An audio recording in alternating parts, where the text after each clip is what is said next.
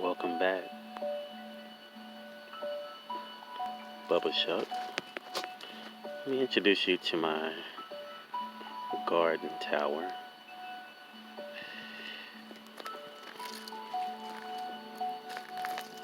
Got a lot of different things going on here.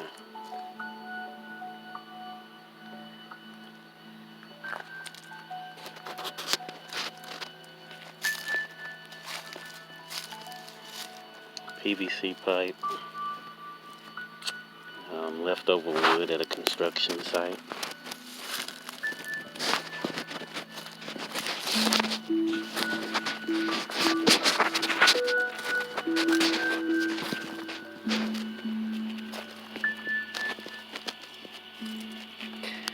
So I'm thinking with this, hopefully I have maybe a month and a half before the first frost dates.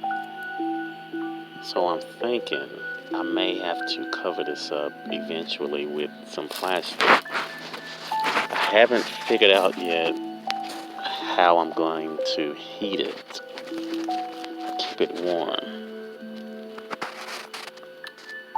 So, interesting. Quick video for you guys. If you can dig it, we can grow it.